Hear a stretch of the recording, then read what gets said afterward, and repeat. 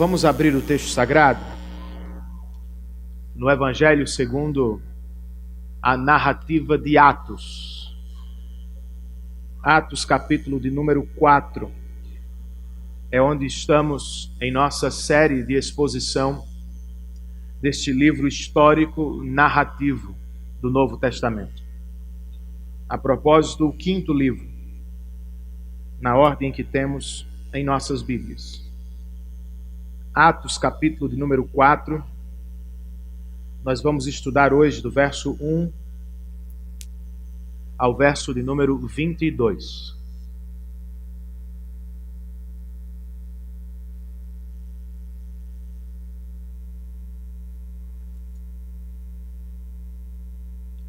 Duas semanas atrás, eu fui à praia com minha família. Ao chegar, nós brincamos um pouco na areia, mas logo eu e Sofia entramos na água para surfar. Na verdade, ela para surfar e eu para empurrá-la. Mas foi muito bom. Ela se saiu muito bem e dava para ver que estava amando as direitas longas da Praia do Madeiro. Muito legal. Só que de repente, irmãos, surgiu um surfista louco e argentino. Sem dó nem piedade, ele passou por cima dela, meu Deus. Eu fiz o que pude para protegê-la. Gritei quando ele ainda estava distante, tentando fazê-lo sair da onda. Ele não saiu.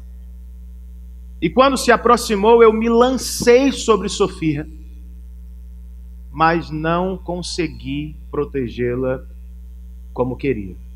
Ele a acertou de cheio, irmãos, e machucou ao lado, o que resultou em lágrimas, muitas, sangue e nervosismo de minha parte. Quer saber o que eu fiz com o camarada? Eu virei um monstro, irmãos. Eu parti para cima dele como um lutador de MMA. Brincadeira. Mas eu tive vontade.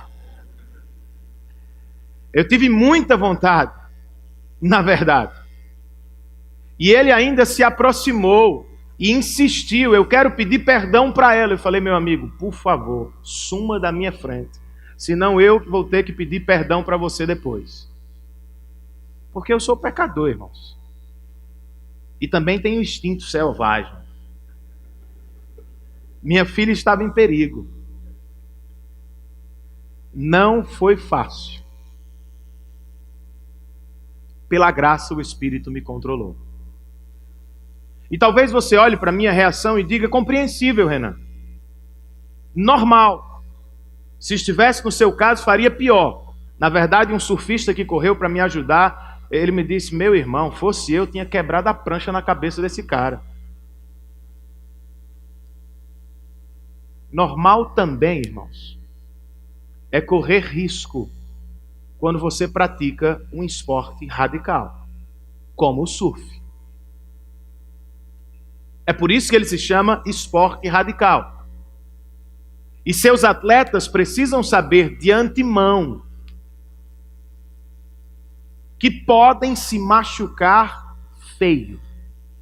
É arriscado surfar às vezes. Ser cristão também é bastante arriscado. Não para aqueles que querem levar uma vida indiferente, morna, fria, distante do Evangelho. Agora, para aqueles que querem levar o Evangelho a sério, a vida cristã será arriscada e perigosa. Ela vai atrair perseguição e vai nos mostrar muita oposição. É o que temos no texto que vamos estudar nesta tarde. Vamos lê-lo? Atos capítulo 4. Vamos do verso 1 ao verso 22.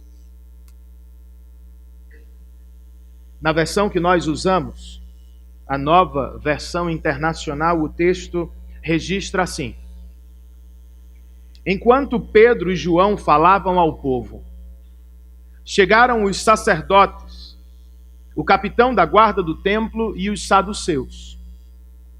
Eles estavam muito perturbados, porque os apóstolos estavam ensinando o povo e proclamando em Jesus a ressurreição dos mortos.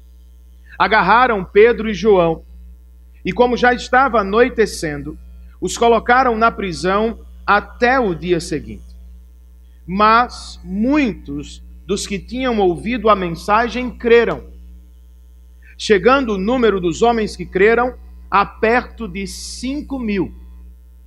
No dia seguinte, as autoridades, os líderes religiosos e os mestres da lei reuniram-se em Jerusalém.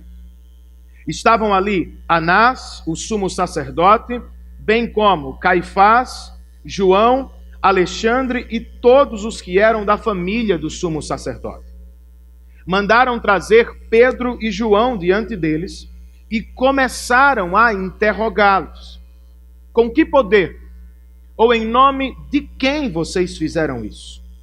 Então Pedro, cheio do Espírito Santo, disse-lhes: autoridades e líderes do povo, visto que hoje somos chamados para prestar contas de um ato de bondade em favor de um aleijado, sendo interrogados acerca de como ele foi curado, saibam os senhores e todo o povo de Israel que por meio do nome de Jesus Cristo, o Nazareno, a quem os senhores crucificaram, mas a quem Deus ressuscitou dos mortos, este homem está aí curado diante dos senhores.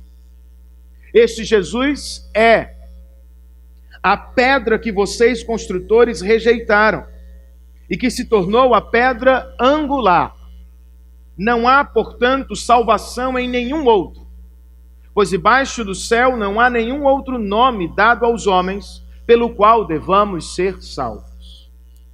Vendo a coragem de Pedro e de João, e percebendo que eram homens comuns e sem instrução, ficaram admirados e reconheceram que eles haviam estado com Jesus. E como podiam ver ali com eles o homem que fora curado, nada podiam dizer contra eles. Assim, ordenaram que se retirassem do sinédrio e começaram a discutir, perguntando: que faremos com esses homens? Todos os que moram em Jerusalém sabem que eles realizaram um milagre notório que não podemos negar. Todavia, para impedir que isso se espalhe ainda mais entre o povo, precisamos adverti-los de que não falem com mais ninguém sobre esse nome. Então, chamando-os novamente, ordenaram-lhes que não falassem nem ensinassem em nome de Jesus. Mas Pedro e João responderam: julguem os senhores mesmos, se é justo aos olhos de Deus obedecer aos senhores e não a Deus. Pois não podemos deixar de falar do que vimos e ouvimos. Depois de mais ameaças, eles os deixaram ir. Não tinham como castigá-los, porque todo o povo estava louvando a Deus pelo que acontecera. Pois o homem que fora curado milagrosamente tinha mais de 40 anos de idade. Vamos orar, irmãos, por este momento? Senhor, muito obrigado por mais um dia que se chama pelo Teu nome. Dia prescrito em Tua palavra para a adoração da Tua congregação. Nós sabemos que todos os outros também são Teus. Contudo, este é o que regula os demais. Aprove ao Senhor separar este dia para falar aos nossos corações em comunidade. Faz isto nesta tarde, Senhor. Anima o desanimado, levanta o caído e encoraja o fraco. Nós todos enfrentamos lutas, especialmente aqueles que levam o teu evangelho a sério. E eu sei que há muitos de nós que vivem assim. Ajuda-nos, ó Senhor. Fortalece-nos através da tua palavra. É o que nós te pedimos, em nome, por amor e para a glória de Jesus Cristo. Amém.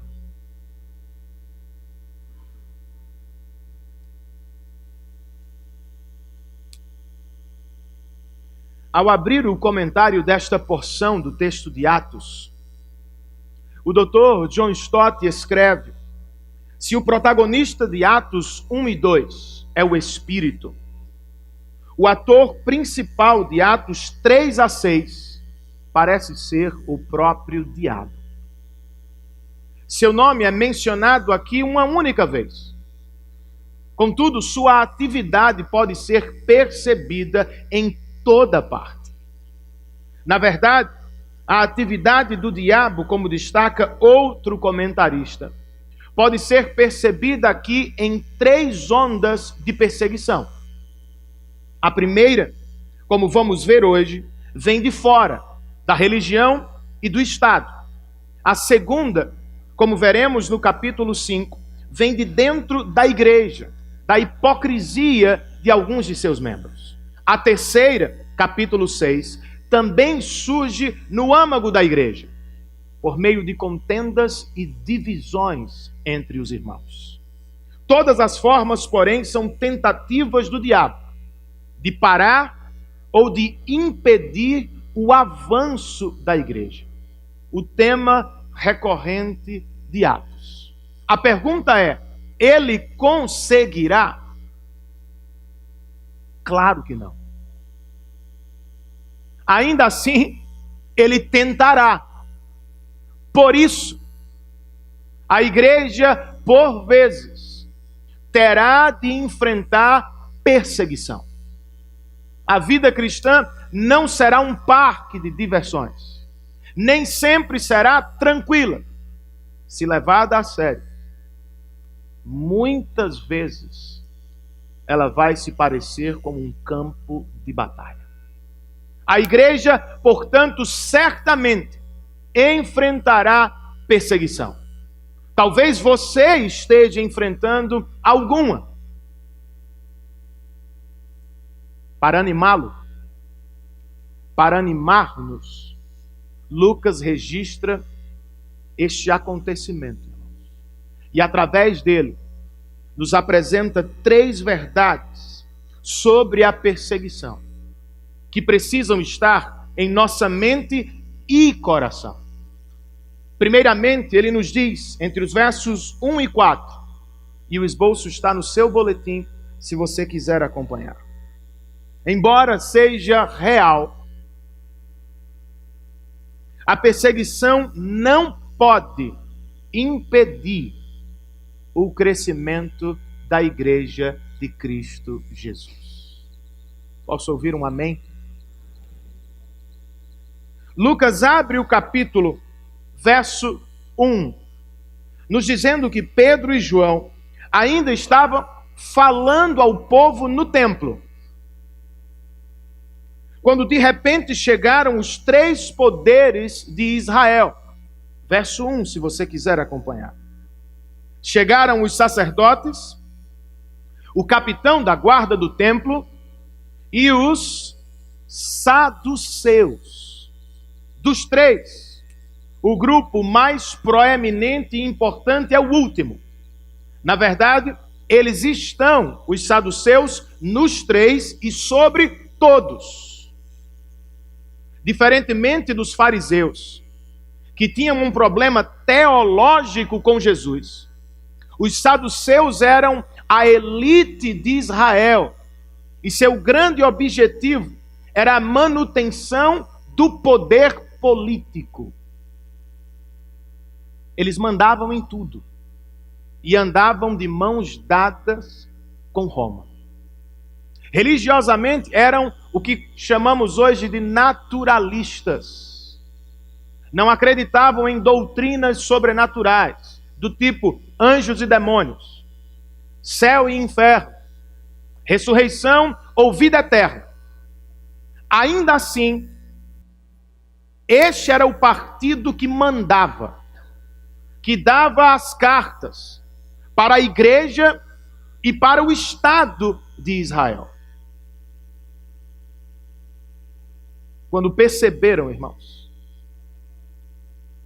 que o nome de Jesus estava voltando à discussão, diz o verso 2, eles ficaram perturbados. Por quê? Porque os apóstolos estavam ensinando o povo e proclamando a ressurreição em Jesus. Na verdade, estavam preocupados com dois problemas, um religioso, outro político.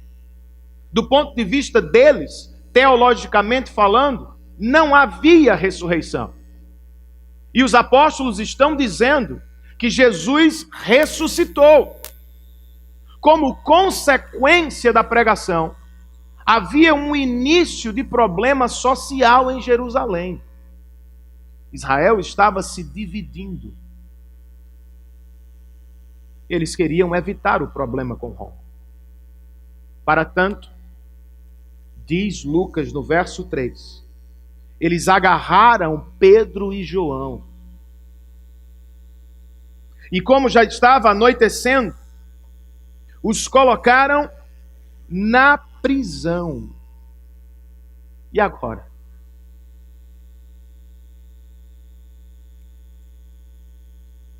Será que os saduceus conseguirão impedir o avanço da igreja? Será que o evangelho vai morrer aqui e agora? Os apóstolos realmente estavam presos, irmãos. Mas, continua Lucas, no verso de número 4. Muitos dos que tinham ouvido a mensagem creram. Chegando o número dos homens que creram a perto de 5.000. O que é isso, irmãos? Décadas mais tarde, depois desta primeira prisão de Pedro e João, o apóstolo Paulo, também da prisão, escreverá a Timóteo, seu filho na fé: Timóteo, eu estou preso e sofro por causa do evangelho. A palavra de Deus, no entanto, está solta para a glória de Deus. Os saduceus podem prender os apóstolos, não o evangelho. Podem implementar a perseguição, não podem impedir o crescimento da igreja de Cristo. Se é assim, meu irmão, não tenha medo, nem desanime. A igreja crescerá, apesar e através da perseguição. É o que Lucas quer com a informação sobre o crescimento da igreja. Estima-se que por volta da morte de Estevão, capítulo 7, havia em Jerusalém 20.000 cristãos, apesar e através da perseguição. Foi o que Jesus também nos prometeu, quando disse ele mesmo a Pedro: sobre esta pedra edificarei a minha igreja, e eis que as portas do inferno não prevalecerão contra ela. Foi o que os missionários descobriram sobre a igreja da China no século passado.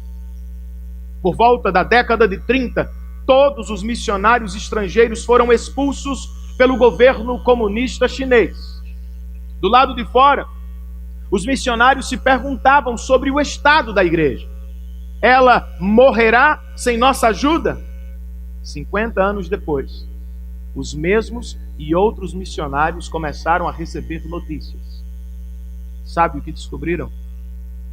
A igreja da China não apenas não morreu, ela cresceu e se transformou na maior igreja do mundo. Políticos podem expulsar missionários, ninguém, porém, expulsa Deus. Os missionários estavam do lado de fora da China. O Espírito sempre esteve do lado de dentro. Mesmo sem os missionários, os chineses avançaram. Muitos deram a vida pelo Evangelho. Mas eis que este Evangelho alcançou centenas de milhares para a glória de Deus. A igreja crescerá, irmãos. Se é assim, prepare-se. Não se surpreenda com a perseguição. Antes, prepare-se para sofrer em algum nível por Cristo.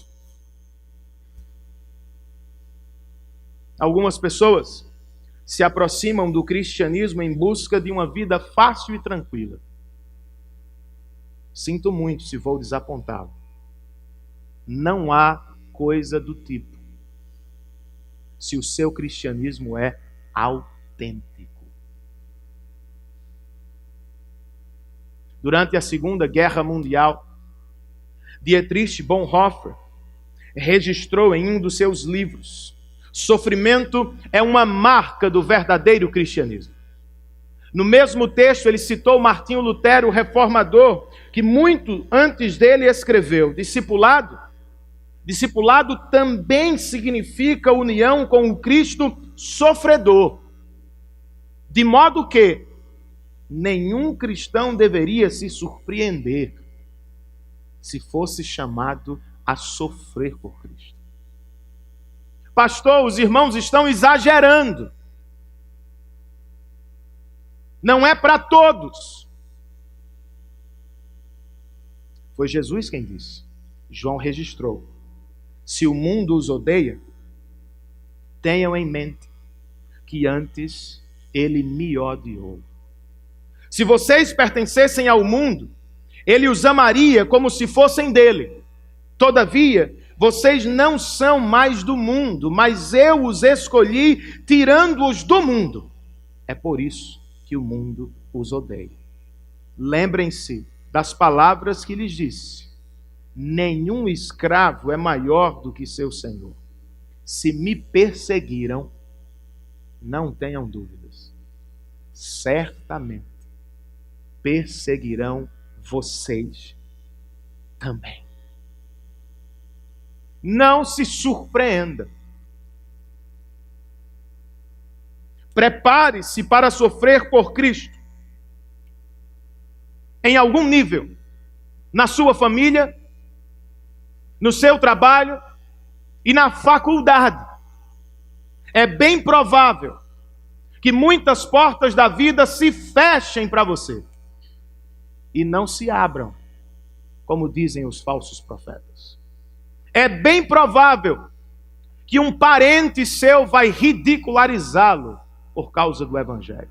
É bem provável que um patrão vai tirar de sua mão oportunidades por causa de Cristo Jesus.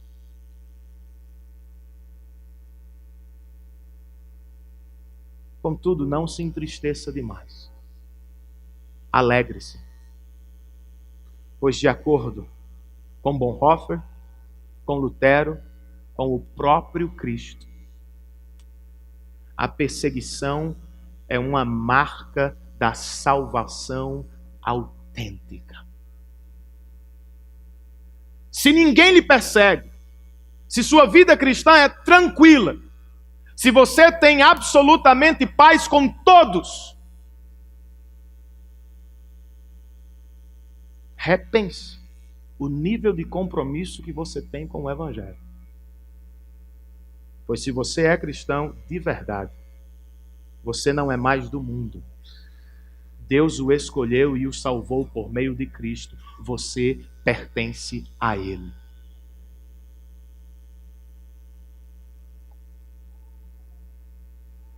A perseguição, portanto, não impedirá o crescimento da igreja. A fim de nos animar ainda mais, o evangelista registra entre os versos 5 e 12.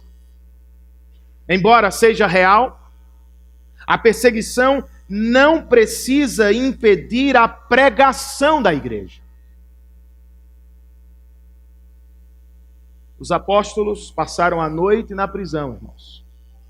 E agora serão interrogados. Antes da questão em si, vejamos quem vai interrogá-los. Versos 5 e 6. Lucas registra: as autoridades, os líderes religiosos e os mestres da lei reuniram-se em Jerusalém, a cúpula do poder. Especificamente, verso 6. Estavam lá Anás, o sumo sacerdote, Caifás, seu genro, João, Alexandre e todos os que eram da família do sumo sacerdote. Eu acredito que com o registro dos presentes, Lucas quer nos dizer duas coisas. A primeira, e menos importante: havia em Jerusalém uma família que se perpetuou no poder através da corrupção. Você pensava que era só no Brasil? Anás não era mais o sumo sacerdote. Contudo, continuava dando as cartas. Ele foi deposto pelo Império Romano, mas colocou em seu lugar seu genro.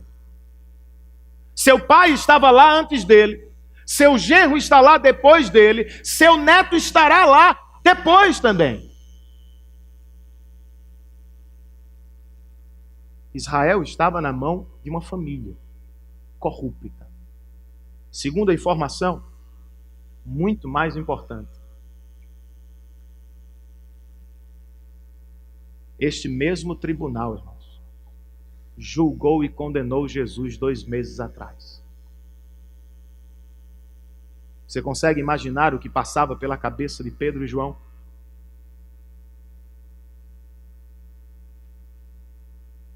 Teremos o mesmo destino? Também seremos crucificados? Eles não esperavam justiça alguma daquele tribunal. Contudo, há uma novidade fantástica no texto. Embora seja o mesmo tribunal, irmãos, não estamos mais falando do mesmo Pedro. Da última vez que esteve perto destes homens, Pedro negou Jesus e fugiu. Agora, ele fica e faz mais. Ele prega o evangelho do Senhor Jesus Cristo. Por quê? Qual é a mudança? De repente ele incorporou, foi para a musculação e se tornou forte? Não, irmãos. Verso 8. Pedro agora é um homem cheio do Espírito Santo de Deus. Alguns dizem que Lucas está apenas registrando o estado permanente de Pedro desde o dia do Pentecoste. Ele recebeu o Espírito. Outros, como F.F. Bruce, dizem que se trata de uma unção especial para uma ocasião especial. Seja como for, não é mais o mesmo Pedro. No templo, na cadeia ou no tribunal, a preocupação dele não é mais a segurança. Sua ocupação é a pregação do Evangelho de Jesus Cristo. E como é que ele chega lá? Diante das mesmas pessoas que julgaram e condenaram Jesus. Parafraseando-o, ele pergunta às autoridades no verso 9: vocês querem saber quem curou este homem? Verso 10. Eu vou lhes dizer. Foi Jesus Cristo Nazareno, a quem os senhores crucificaram, mas a quem Deus ressuscitou dentre os mortos. Não sei se você lembra da primeira pregação de Pedro em Atos 2, quando na ocasião ele fez um contraste. Ele o faz de novo. Vocês crucificaram Jesus, Deus o ressuscitou para a glória de seu nome. Vocês tentaram humilhar Jesus chamando ou simplesmente de o Nazareno e perguntando: pode vir alguma coisa boa de Nazaré? Esta pedra, verso 11, que vocês rejeitaram, Deus a transformou em pedra angular, a mais importante, a de maior destaque na casa do Senhor. E agora, Pedro fecha este pequeno sermão com o que provavelmente vai desagradar alguns. Soa estranho aos ouvidos do homem moderno.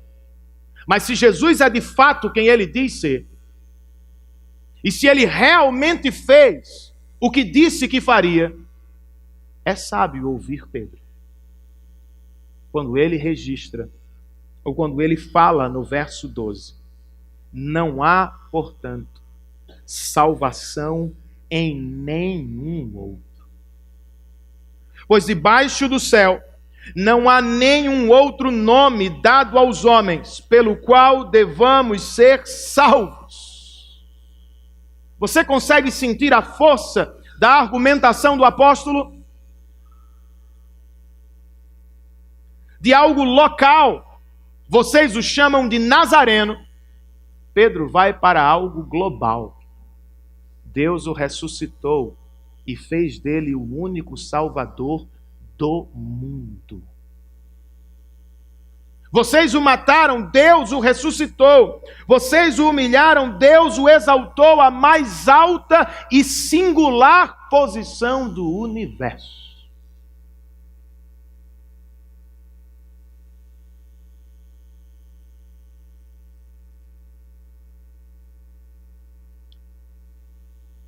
Se isto é verdade, irmãos, conhecer a Cristo deveria ser a maior prioridade de nossas vidas. Se não há nenhum outro, e se Deus não nos dará ninguém mais, se Ele é mesmo o caminho da restauração da amizade, a porta que nos leva ao aprisco celestial, conhecer a Cristo é a nossa meta. Não passar num concurso, não construir casas que ficarão, não apenas ter saúde e tentar viver nesta vida até os 100 anos. Se Ele é o único e singular Salvador, deveríamos fazer de tudo para conhecê-lo diariamente. Mas eu sei que isto pode soar estranho. Alguém pode nos acusar de arrogância, de intolerância religiosa, salvação somente por Ele. Eu sei disso. Mas e se Pedro estiver certo? E se a igreja estiver certa?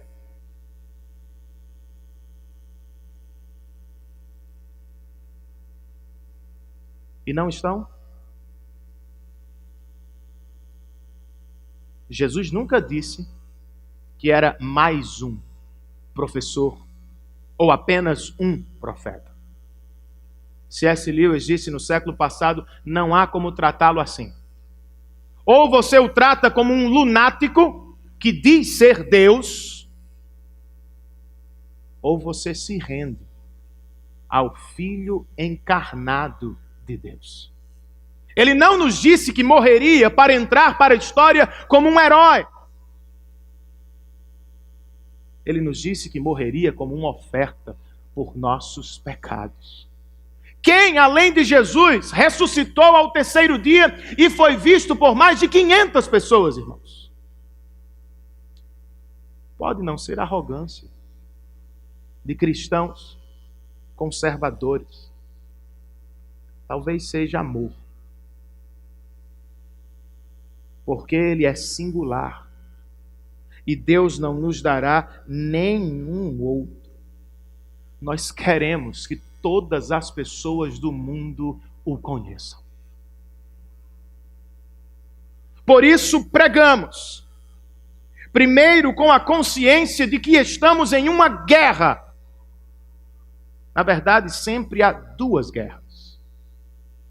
Há a guerra que se dá entre as nações, por poder, território e grandeza, exemplo, Estados Unidos e Coreia do Norte, guerra que se dá com tanques, soldados e armas, e com esta nós precisamos nos preocupar também,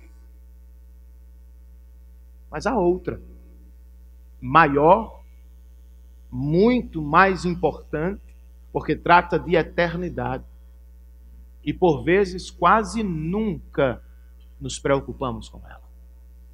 Estou falando da guerra pela salvação de crianças e idosos, de brasileiros e africanos, de ricos e pobres.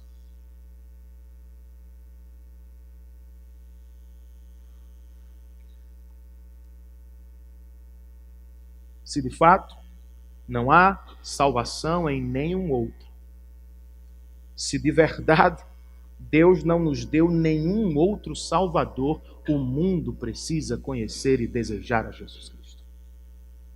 Como, pois, pergunta Paulo aos Romanos, invocarão aquele em quem não creram?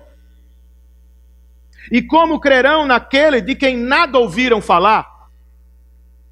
E como ouvirão se não houver quem pregue? E como pregarão se não forem enviados? O mundo não precisa apenas de soldados. O mundo precisa de missionários. As pessoas não precisam apenas de educação, irmãos. Muito mais. Elas precisam de salvação. Por isso, nós fazemos guerra, fazendo missões para a glória do nome de Jesus Cristo. Agora, quer no campo estrangeiro, quer no campo nacional/local, só o faremos se formos cheios do Espírito Santo de Deus. Renan, então você está falando sobre a famosa segunda bênção? Está dizendo que devemos buscar a Deus por um tal de batismo com o Espírito Santo? Não. E sim. Pedro já era batizado. Mas ao longo de Atos você vai ver inúmeras vezes Lucas registrando que ele foi cheio, cheio e cheio outra vez. Se somos cristãos, já temos o Espírito. Se somos cristãos, nós nascemos de novo por obra do Espírito. Contudo, o mesmo apóstolo Paulo que nos ensina esta doutrina, também nos diz, escrevendo aos Efésios, deixem-se encher continuamente pelo Espírito. Não se trata de uma nova ou segunda bênção.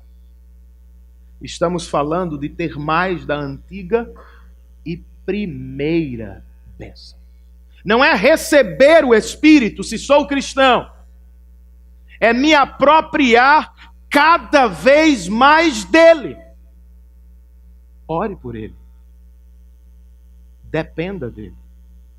Deseje-o ardentemente no coração. Ore para ser pai no Espírito. Ore para ser marido no Espírito. Ore para ir à faculdade amanhã no Espírito. Ore a Deus para pregar o Evangelho no seu trabalho, cheio do Espírito Santo de Deus. Você não é capaz de viver a vida cristã sem Ele.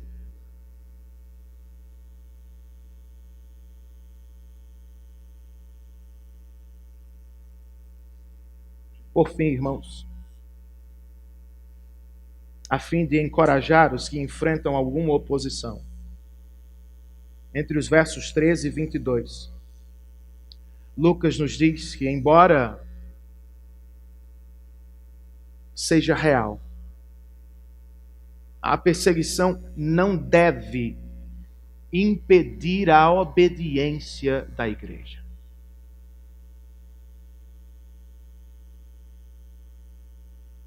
As autoridades não creram, ao menos não imediatamente, em Pedro e João. No entanto, elas creram que Pedro e João criam. É o que Lucas nos conta no verso 13.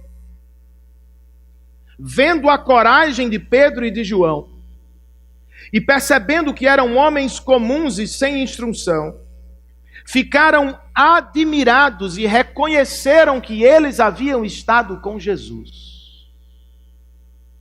As autoridades estão admiradas. Porque estão vendo diante dos olhos duas coisas juntas que pareciam incompatíveis. Os apóstolos são corajosos, mas eles não têm instrução. Eles não foram às mesmas faculdades. Eles não tiveram as mesmas oportunidades. Eles não frequentaram as melhores escolas, nem foram escolhidos pelos melhores rabinos de Jerusalém. Ainda assim, as autoridades de Jerusalém estão dizendo o seguinte: embora não tenham educação, parece que a autoridade está do lado deles neste debate. E estava, irmãos, nas palavras das autoridades, eles haviam estado com Jesus. Dava para ver, dava para notar. As mesmas pessoas falaram as mesmas coisas de Jesus. Embora Jesus não tivesse frequentado as escolas de Jerusalém, quando pregava com autoridade. E em uma festa de Jerusalém, eles se perguntavam onde foi que ele aprendeu tudo isso, se não recebeu a educação formal. Estavam dizendo agora o mesmo de Pedro e João. Não foram à escola, mas não podemos negar, eles estiveram com Jesus. O que faremos com esses homens? É a pergunta do verso de número 16. Como resolveremos este problema? Por um lado, as autoridades estão diante de um fato incontestável. É o que nos diz, por exemplo, o verso 14. Como podiam ver ali com eles o homem que fora curado, nada podiam dizer contra eles. O verso 16 confirma: todos os que moram em Jerusalém sabem que eles realizaram um milagre notório que não podemos negar. Trata-se de um fato. Eles estão diante da verdade, mas fecham os olhos para a verdade e abrem-nos por conveniência política. Nós sabemos que o que eles fizeram é a verdade, mas vai nos causar problemas. Então, verso 17. Vamos impedir a pregação deles. Como? Verso 18. As autoridades deram ordens expressas aos apóstolos: não falem, nem ensinem no nome de Jesus. Se estivesse lá, meu irmão, qual seria a sua resposta? João, mais calmo, poderia ter dito: Pedro, nós temos família. Vamos esquecer essa história de pregação em nome de Jesus. Pedro, mais enérgico, Poderia ter dito: nunca vamos mentir. Falamos uma coisa para as autoridades, mas ao sair voltaremos a pregar imediatamente. Não foi o que fizeram. Cheios do Espírito de Deus, eles disseram às autoridades que mataram Jesus e que poderiam matá-los duas coisas poderosas. Uma, verso de número 19. Julguem os senhores mesmos se é justo aos olhos de Deus obedecer aos senhores e não a Deus. Em outras palavras, diante das mesmas pessoas que julgaram e condenaram Jesus, Pedro e João estão dizendo: embora sejam religiosos, vocês não estão do lado de Deus. E se não estão do lado de Deus, nós não estaremos do lado de vocês. Se querem parar a pregação, nos deixem aqui ou nos matem. Porque se nos soltarem, nós continuaremos anunciando salvação em Jesus Cristo. Segunda resposta, consequência da primeira, verso 20. Por que é que vamos pregar? Porque não podemos deixar de falar do que vimos e ouvimos para a glória de Deus. Em outras palavras, os apóstolos estavam dizendo às autoridades: vocês acertaram. Estivemos mesmo com Jesus. Estivemos com Jesus histórico, que amou com autoridade e morreu por nós. Mas também estivemos com Jesus contemporâneo, que ressuscitou ao terceiro dia e agora vive e reina para sempre. Vocês estão certos. Não podemos deixar de falar do que vimos e ouvimos. Como disse o pastor Antônio na última quinta, não se trata de uma defesa de tese. Trata-se de um testemunho. Estávamos lá, vimos o Cristo crucificado por amor e vimos o Cristo ressurreto pelo poder de Deus. Não temos opção. Matem-nos ou deixem-nos e sairemos para pregar o Evangelho. Essa foi a resposta deles. Qual foi a de Deus? Segundo Lucas, versos 21 e 22. Depois de ameaças, mais ameaças, eles os deixaram ir. Deus os libertou por agora.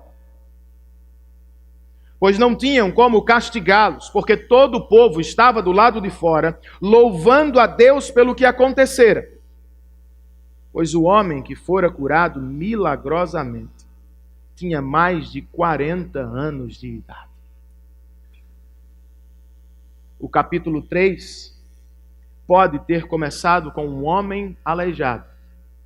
O 4 termina com o mesmo homem andando pelo poder de Deus.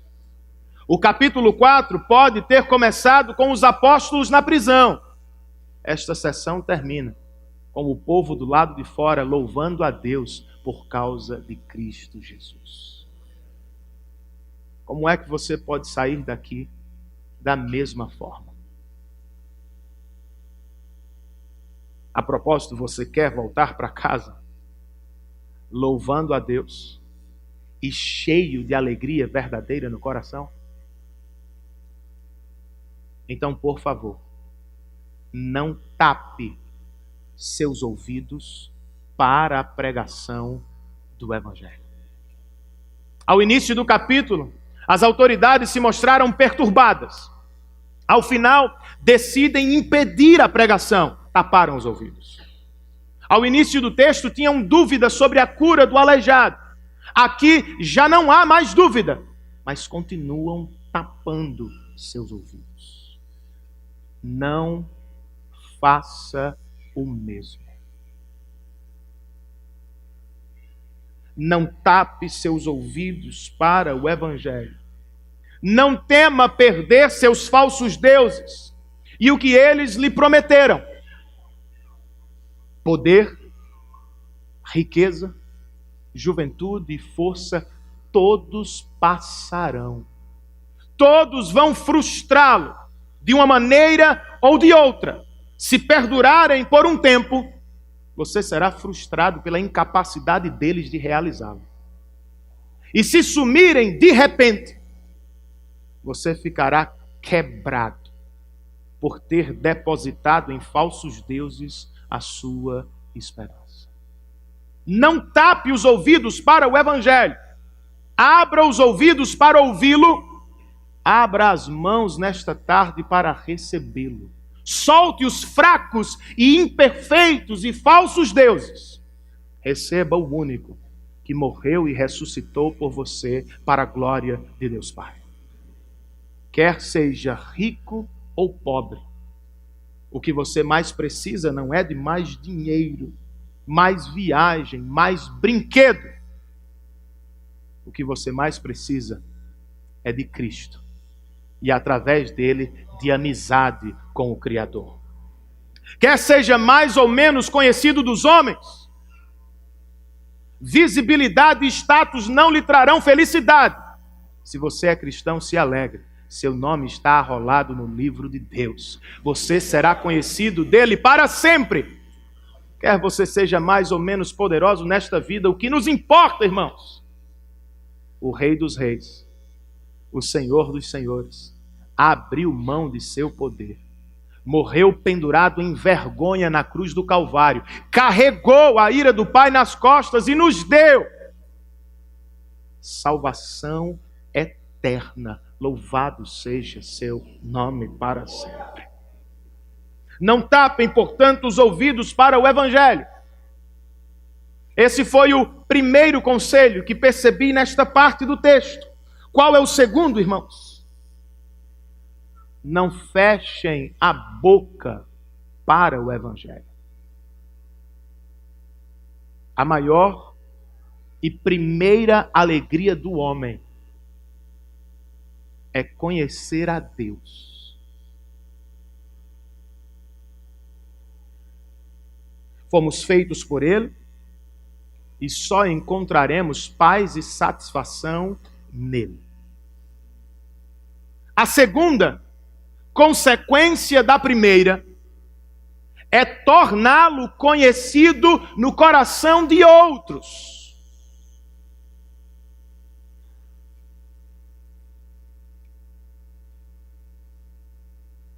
Mas não será fácil.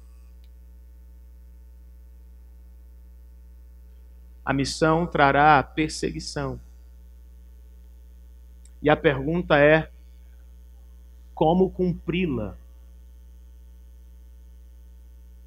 Para cumprir a missão, irmãos, apesar da perseguição, de acordo com este texto, nós precisamos de coragem.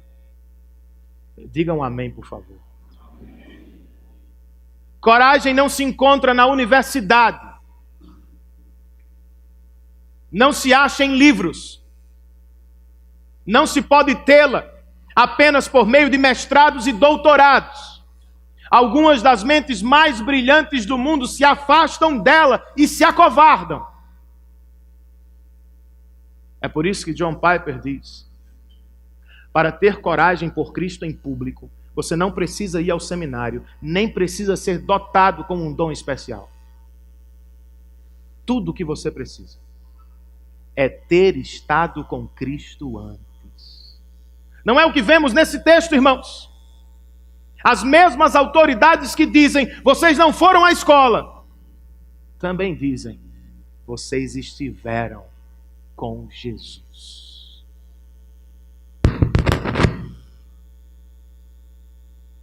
Em outras palavras, os apóstolos viram a coragem do Salvador. Ele não veio para beber água de coco à beira-mar. Ele veio para morrer pendurado no Calvário. Mesmo sabendo que seu ministério culminaria na cruz, Jesus não temeu, não escolheu uma rota de fuga, ele não fugiu, ele foi corajoso para salvar você. Ele teve coragem não apenas de receber os cravos, milhares de outros também receberam cravos. Ele teve coragem de receber todos os nossos pecados e de ser atingido pela justiça de Deus no nosso lugar. Por que não faremos por Ele o que Ele fez por nós? Por que também não morreremos para a vergonha? Por que também não mataremos o nosso eu? Porque só Ele morre. Claro, a morte dele é singular. Mas cristãos alcançados pela morte de Cristo também morrem com Cristo para a glória de Deus Pai. Além de coragem para cumprir a missão, nós precisamos de obediência. Eu não disse aplausos, eu não usei o termo relevância. Muitas igrejas e vários cristãos vivem para ser aplaudidos pelo mundo. Não dá. Evangelho e mundo jamais andarão de mãos dadas.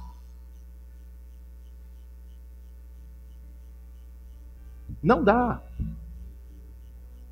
Em algum momento, sua obediência a Deus será desobediência ao homem. Desobedecer aos homens vai lhe custar caro. Você perderá promoções. Você não entrará por aquela porta que sonhou. Está pronto, meu irmão? É o que você quer? Eu quase coloquei a perder nosso processo de adoção na última sexta-feira. A assistente social foi visitar nossa casa e a primeira pergunta que ela me fez foi: pai, por que é que você quer adotar? Eu disse: porque a criança precisa de uma família. Ela concordou comigo, mas insistiu: mas e você? Não precisa da adoção? Eu disse: não. Quem precisa é ela. Mas como assim? Você não tem um sonho de adotar? Eu disse: não. Você não se sente incompleto e por isso está adotando mais uma criança? Eu disse: não, eu me sinto completo. Ela disse: então isso é caridade? Falei: bem, se caridade é sinônimo de amor, nas versões antigas da Bíblia, sim. Se é esmola, não. Ela disse: Renan, você não pode adotar simplesmente porque é um cristão. Você precisa me dar outra razão. Eu disse: eu não tenho outra maior. Eu quero fazer com a criança o que Deus fez comigo em Cristo Jesus. A tensão tomou minha casa. Sabrina estava tremendo. Não vai dar certo, não vai dar certo. Quando a mulher saiu, ela me disse: Renan, você quase colocou a adoção a perder. Eu disse: eu sei. Mas Cristo foi exaltado. Não, talvez você pudesse ter ocultado o seu motivo. Por quê? Talvez pudesse ter ficado calado. Por quê? Paulo disse aos Filipenses: o meu viver é Cristo. Aos Gálatas: fui crucificado com Cristo. Já não vivo mais eu, mas Cristo vive em mim. E a vida que vivo neste corpo, vivo pela fé para a glória de Deus Pai. Não preciso de aplauso, irmãos. Nem sempre eu serei visto como legal. Nem sempre as pessoas vão dizer: que pastor mente aberta. Eu preciso ser obediente. Porque para cumprir a missão, eu também preciso de fé. Por que é que eu me arrisco? Por que é que você deve se arriscar à pregação? Porque nós cremos, como disse Paulo aos Romanos, o Evangelho continua sendo o poder de Deus para a salvação de todo aquele que nele crê. Eu creio. Quem sabe a mulher saiu de casa, da minha casa, perturbada. Espero em Deus. Ou esse homem é doido, ou ele conhece alguém que eu não conheço. Enquanto pregamos, tenhamos fé. O Espírito Santo de Deus está cirurgiando pecadores. Então tenha coragem. Obedeça a Deus. Entre em debates, inclusive sobre temas polêmicos, com respeito, cuidado, mas com coragem. Todas as pessoas foram feitas à imagem de Deus, e em todas há resquícios de Deus. Conversando sobre qualquer tema, é possível que o Espírito chame e convoque pessoas para a salvação. Tenha coragem.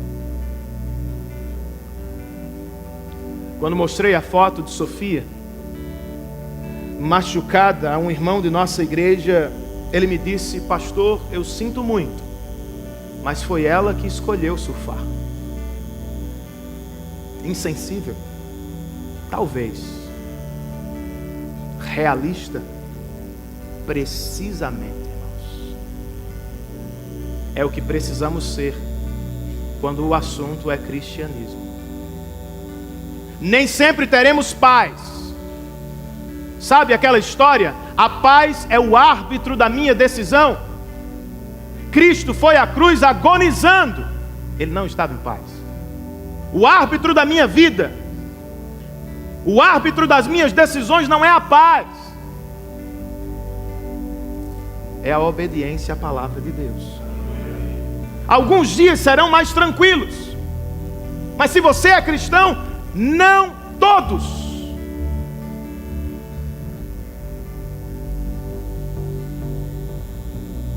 Teremos de enfrentar dias de perseguição.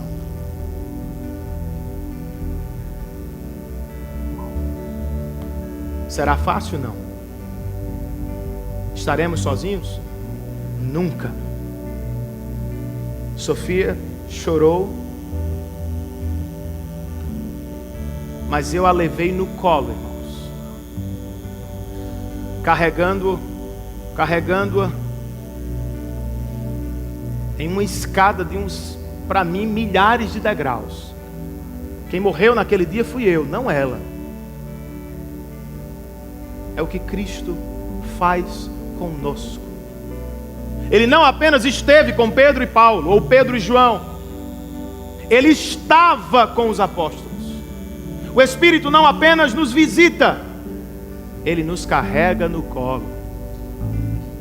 Também em dias de perseguição.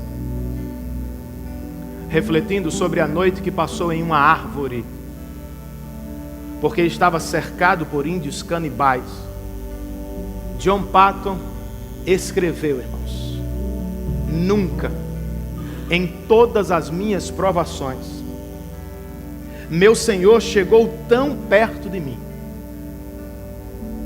nem falou de modo mais tranquilizador em minha alma, do que quando a luz da lua tremeluzia por entre as folhas daquele castanheiro. Estava sozinho, sem, no entanto, estar sozinho. Se fosse para glorificar meu Deus, não reclamaria de passar muitas noites naquela árvore, sentindo de novo a presença espiritual de meu Salvador. Ele termina o relato com uma pergunta. Eu vou fazer dela minha conclusão. Assim, se depender da sua própria alma, sozinha, totalmente sozinha, no meio da noite, no meio do mato, no braço mesmo da própria morte, você tem um amigo que não falha com você? Espero que sua resposta seja sim. Se for, viva corajosamente para a glória dele. Fiquemos de pé, irmãos, e cantemos ao Senhor.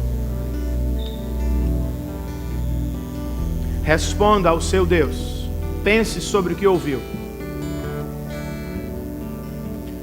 Cremos no Pai nosso Senhor, cremos em Cristo nosso Redentor, cremos no Espírito Santo, nosso Consolador.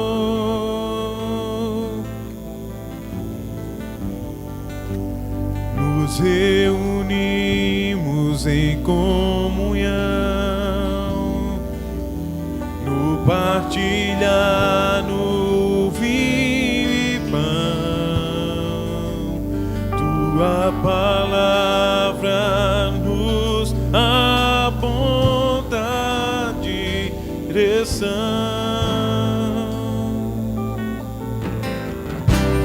Em continuação tornaremos teu nome conhecido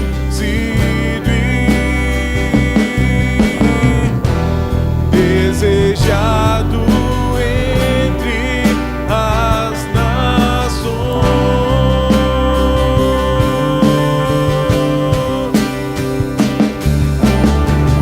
O justo em carne sem vez, nosso sacrifício,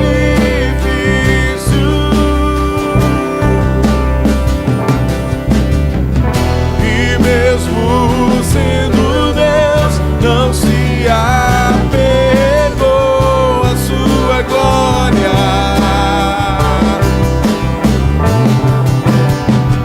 Bebeu da ira do Pai e pra nos tornar belos,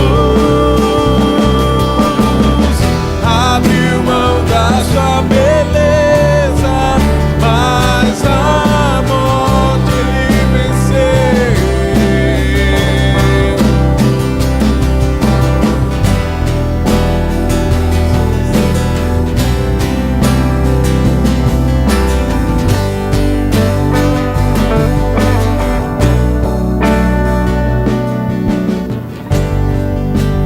Cremos no Pai nosso Senhor, cremos em Cristo nosso Redentor, cremos no Espírito Santo, nosso Consolador.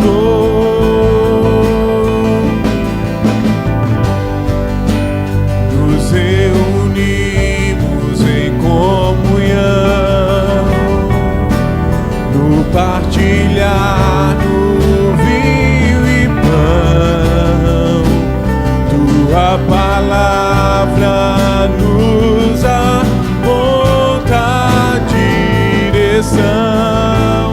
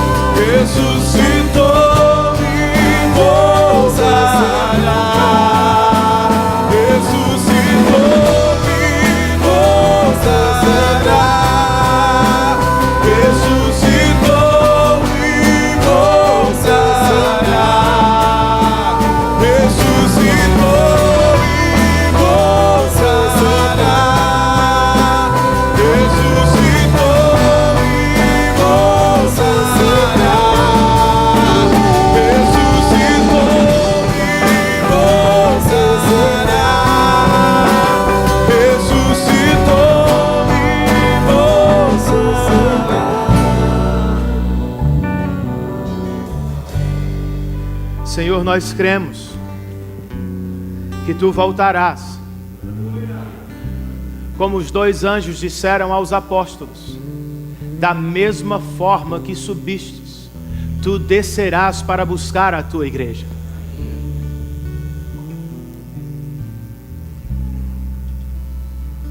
Põe a Tua eternidade nos nossos olhos, Senhor,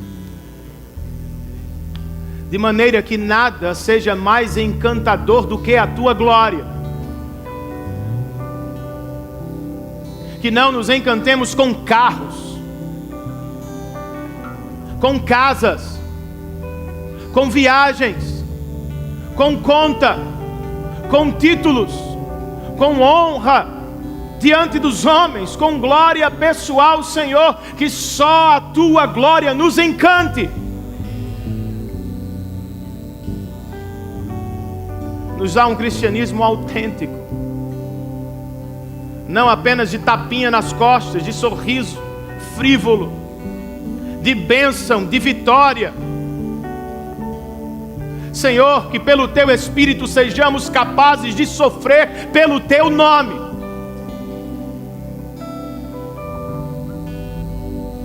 Nos dá obediência à Tua palavra, compromisso com o Teu Evangelho, que também morramos para nós mesmos, para as nossas preferências, para a vergonha, para a timidez. Enche-nos do Teu Santo Espírito, Senhor.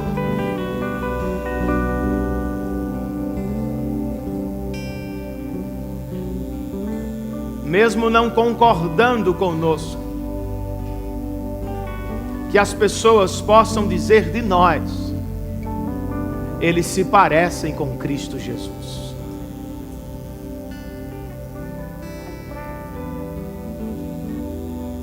Fortalece-nos, encoraja-nos, faz, Espírito Santo, o que eu, pregador, não posso. Leve-nos de volta aos nossos lares, trabalhos e escolas, cheios de coragem e de compromisso com o Teu Evangelho. Em nome de Jesus é o que eu te peço. Que o amor de Deus, nosso Pai, a graça de nosso Senhor e Salvador Jesus Cristo, a comunhão, o poder, a presença e o cuidado do Santo Espírito de Deus estejam sobre todos nós.